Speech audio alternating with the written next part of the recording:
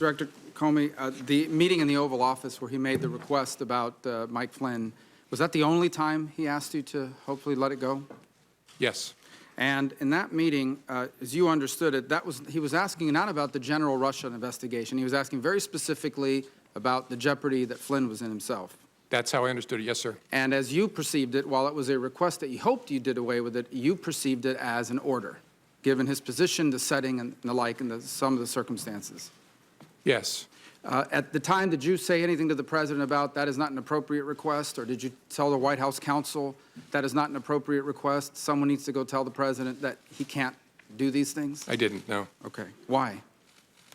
I don't know. I think, as I said earlier, I think the circumstances were such that I was a bit stunned and didn't have the presence of mind. And I don't know, I don't want to make you sound like I'm Captain Courageous. I don't know whether, even if I had the presence of mind, I would have said to the President, sir, that's wrong. I don't know whether I would have. Okay. But in the moment, it didn't come to my mind. What came to my mind is be careful what you say.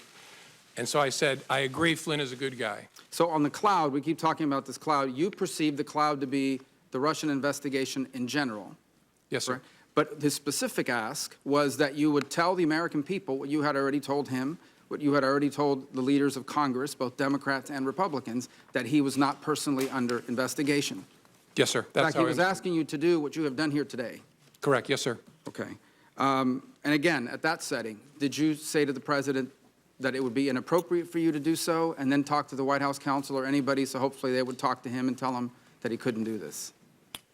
First time I said, I'll see what we can do. Second time, I explained how it should work, that the White House counsel should contact the Deputy Attorney General.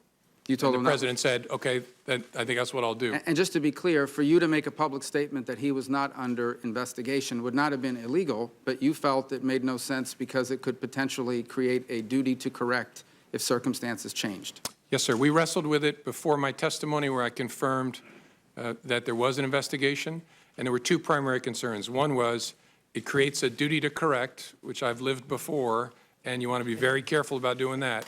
And second, it's a slippery slope because if we say the President and the Vice President aren't under investigation, what's the principled basis for stopping? Okay. And so the leadership at Justice, Acting Attorney General Bente, said you're not going to do that. Now, on March 30th, during the phone call about General Flynn, you said he abruptly shifted and brought up something that you call, quote unquote, the McCabe thing. Specifically, the McCabe thing, as you understood it, was that McCabe's wife had received campaign money from what I assume means Terry McAuliffe. Yes, sir. That's what very close to the Clintons. And so why had the President at any point in time expressed to you concern, opposition, potential opposition to McCabe? I don't like this guy because he got money from someone that's close to Clinton. He had asked me during previous conversations about Andy McCabe and said, in essence, how's he going to be with me as president? I was pretty rough on him on the campaign trail. He was rough on McCabe? He was rough, by his own account. He said he was rough on McCabe and Mrs. McCabe on the campaign trail. How's he going to be? And I assured the President, Andy is a total pro. No issue at all. You got to know the people of the FBI. They are not. So then the President turns to you and says, remember, I never brought up the McCabe thing because you said he was a good guy. Did you perceive that to be a statement that I took care of you, I didn't do something because you told me he was a good guy, so now, I'm asking you potentially for something in return? Is that how you perceived it? I wasn't sure what to make of it, honestly. That's possible, but it was so out of context that I didn't have a clear view of what it was. Now, on a number of occasions here, you bring up, let's talk now about the general Russia investigation, okay? In page 6 of your testimony, you say, the first thing you say is, he asked what we could do to, quote unquote, lift the cloud, the general Russia investigation, and you responded that we were investigating the matter as quickly as we could and that there would be great benefit if we didn't find anything to having done the work well, and he agreed. He reemphasized the problems it was causing him, but he agreed. So in essence, the President agreed with your statement that it would be great if we could have an investigation, all the facts came out, and we found nothing. So he agreed that that would be ideal, but this cloud is still messing up my ability to do the rest of my agenda. Is that an accurate assessment of? Yes, sir. He actually went farther than that. He said, and if some of my satellites did something wrong, it'd be good to find that out. Well, that's the second part, and that is the satellites. He said if one of my satellites, I imagine by that he meant some of the other people surrounding his campaign did something wrong, it would be great to know that as well. Yes, sir, that's what he said. So are those the only two instances in which that sort of back and forth happened, where the president was basically saying, and I'm paraphrasing here, it's okay, do the Russia investigation, I hope it all comes out, I have nothing to do with anything Russia. It'd be great if it all came out, if people around me were doing things that were wrong. Yes, as I recorded it accurately there, that was the sentiment he was expressing. Yes, sir. So what it basically comes down to is the president has asked three things of you. He asked for your loyalty, and you said you would be loyally honest. Honestly loyal. Honestly loyal. He asked you on one occasion to let the Mike Flynn thing go because he was a good guy. By the way, you're aware that he said the exact same thing in the press the next day. He's a good guy, he's been treated unfairly, et cetera, et cetera. So I imagine your FBI agents read that.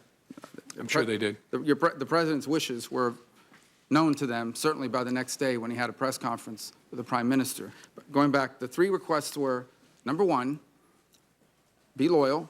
Number two, let the Mike Flynn thing go. He's a good guy. He's been treated unfairly. And number three, can you please tell the American people what these leaders in Congress already know, what you already know, what you've told me 3 times, that I'm not personally under investigation? Those are the 3 things he asked. Yes, sir. You know, this investigation is full of leaks left and right. I mean, we've learned more from the newspapers sometimes than we do from our open hearings, for sure. Do you ever wonder why, of all the things in this investigation, the only thing that's never been leaked is the fact that the president was not personally under investigation, despite the fact that both Democrats and Republicans and the leadership of Congress knew that and have known that for weeks? I don't know. I find matters that are briefed to the Gang of 8 are pretty tightly held, in my experience. Finally, who are those senior leaders at the FBI that you shared these conversations with? As I said in response to Senator Feinstein's question, Deputy Director, my Chief of Staff, General Counsel, the Deputy Director's Chief Counsel, and then more often than not, the number 3 person at the FBI who's the Associate Deputy Director, and then quite often the head of the National Security Branch. Senator Wyden. Thank you, Mr. Chairman.